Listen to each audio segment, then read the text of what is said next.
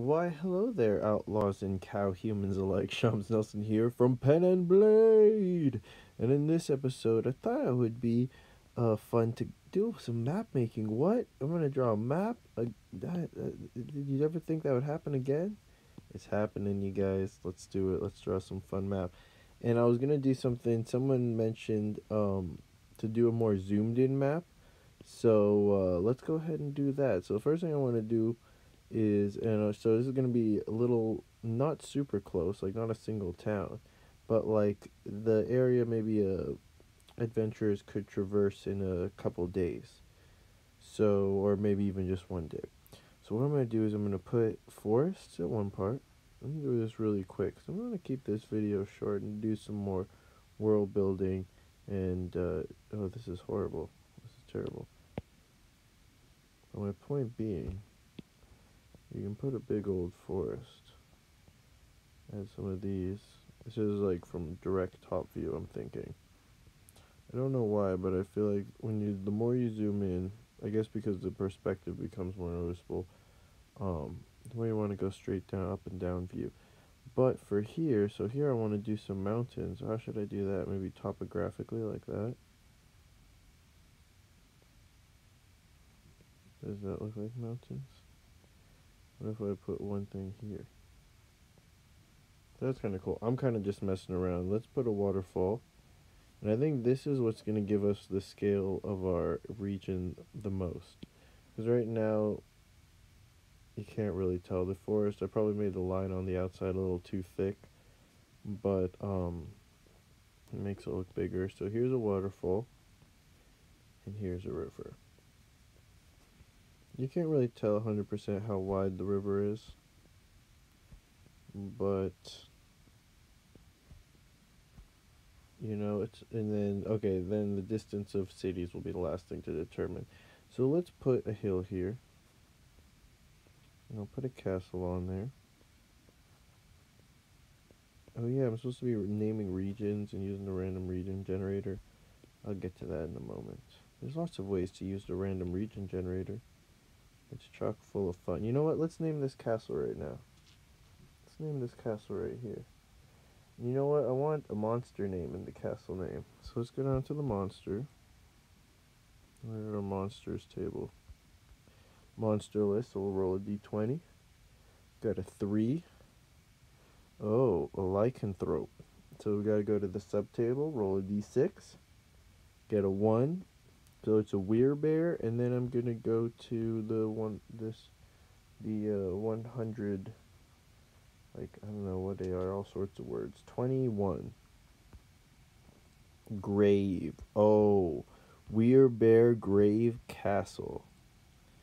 See, I would never come up with that on the top of my head. And there's no better name for this castle but Werebrave. What? Hold on. Werebear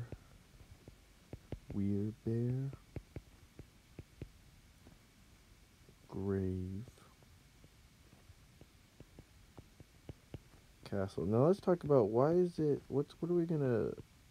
mean to be a Werebear Grave? Let's put there's got to be a bridge. So I'll put the bridge over there.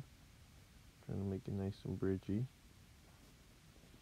Now, I feel like this scale that we're constructing here is a little open to interpretation. We can do something like, dude, that's this distance, but I feel like that's fine for the DM can decide, like, oh, I want this to take 2 days, or I want this to take 1 day. So we got a trade route here, and over here we've got the bustling. See, draw your little icons bigger, and that'll make things look closer up. Bustling city of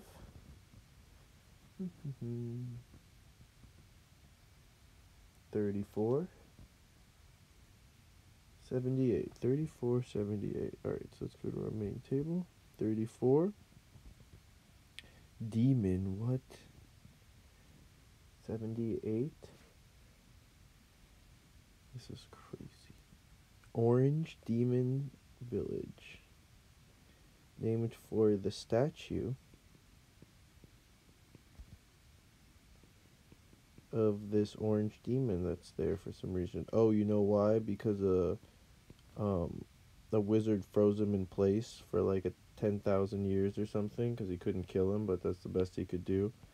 And if they can't move him or anything, he's just frozen in time and space in the town square.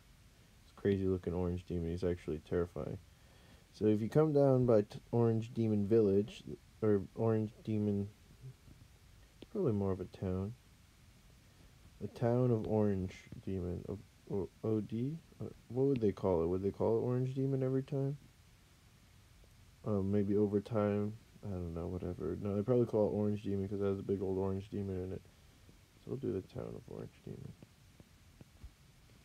Alright, that was weird. So let's add a couple more little landmarks, but maybe we'll do a terrain thing. So I'll show you how that works in case you're not familiar with the thing. And I'll try to remember to leave the link, but if I forget, 82, let me know in the comments. 57, 82, guard, 57, I feel like I get that a lot. Old guard, and then we're going to roll a terrain type.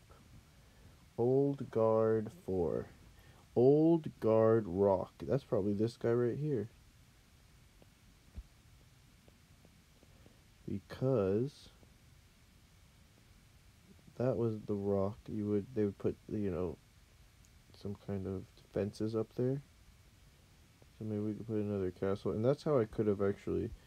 Now, oh, interesting. I'm doing all sorts of crazy perspective on this. I didn't, like, some things are from straight above you. If you wanted to draw a castle from straight above you, you could do something like that. And then, oh, you could have the terrain like this. That's kind of cool, actually. Maybe I should have done that. We'll do that for the next map. What an exciting opportunity.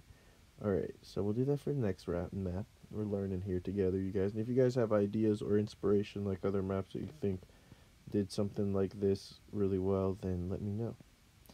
So, Old Guard Rock. Okay. What should be here? What could be here that would stop people from invading? And this would be like the choke point. Maybe this is the ocean, man.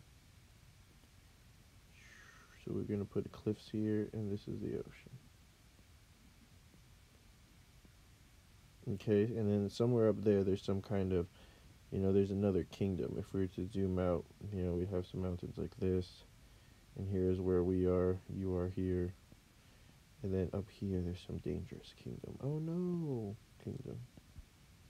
And that's right, where Old Guard Rock is where they block them from coming in. From the north, those northern barbarians. They're sick. They're the ones who unleashed the orange demons in the first place. They cannot be trusted, I'm trying to tell you. And then maybe we can have little farming towns, so maybe you could do smaller ones like this. If the DM wants to run something where it's like, okay, maybe you have to go to each farming town and do one thing. I don't know. What would be the one thing you do at each farming town? Each farming town, there's a coalition of demons. I guess since we're talking orange demon, and each one is running the town. But they're like kind of weak demons, and they're just kind of running these farming towns and being jerks. So you got to go to each one and take them out. Alright? It's not too big a deal. I put the silo there. I don't know if that's medieval. If someone's got a better idea of how to do something that would look like a farm, you could also have some of these. Actually, this might be a good way. I don't know. Never mind. I don't know what scale we're working with here. I was going to say to make things look closer up, but I already made these tiny little farms. I guess now I'm using the size of the thing to relate how populated the town is. I kind of like that notion. So let's add a couple little things like this in the water. You could even put a rock and have the things go around it. That's kind of fun. Put another one up here. Alright, cool. And is that it? Maybe there's an old bridge that's broken. And then there's an old castle that's overgrown by trees. Let's have a name for this castle. And then we'll add one more feature. And I think that's it. I think we'll call this little map done. And you guys will have to let me know in the comments what you think this region should be named. And if you have any more things to add to the lore. So we're going to do 60. And also, so we're going to use the monster table too. To keep into the tradition of Old Bear. So 15 on the monster and 60 on. So ogre and 60 over here. Ogre Trek Castle. Ogre Trek. Ogre Trek Keep. That's better. It's all overgrown and kept with ogres. Ogres run that keep down there by the woods, and you don't want to go in the woods because it's swarming with ogres. So, but they mostly stay in the woods in their keep. But however, lately there's been a threat to Werebear Grave Castle, in the small town of the small farming village of. Hold on, this is where the random region generator comes in, but you gotta be a fast roller. Fast roller, 92, 92, 34. 34. Demon again. What is this? I'm creeped out, man. Topaz Demon. He must be related to Orange Demon. Maybe there were two demons. Topaz Demon. But why was one called Topaz and one called Orange? They have a slightly different hue, and this area is full of artists. I don't know. Anyways, I guess let's make this a proper town instead of a farming village since it has a name. No, it can be a little farming village of Topaz Demon. It's just renowned for its frozen Topaz Demon. I just, it's so weird. There's Orange Demon, Topaz. Anyways, whatever. I don't know. I feel like there's a connection there that I'm not making and could come up with some better lore. That's what I'm bothered by. And let's add something red around here. And that's it. Alright? We're going to add a new terrain. And it is going to be a 18. So let's go terrain table. Plains. Okay, we're going to just have some plains. Whatever. And what are these plains called? Maybe it'll tie everything together. 93, 42. 93. Sapphire 42. Midnight. Midnight Sapphire Plains. I have no idea what to make of the Midnight Sapphire Plains. I'm going to leave that up to you folks. Please let me know what the story of the Midnight Sapphire Plains is and what the story and the connection between the Orange Demon and the Topaz Demon towns are. Because that's quite remarkable. So, yeah, that's it. Let me put some, close them in with the mountains here. Make it a very private little area that you can adventure in and really get to know all the different features. Perhaps, you know what? Let's add another rock formation here. And then add a couple caves in there. Just for fun. Alright, that's it. Peace, God bless, and stay fantastic, everyone.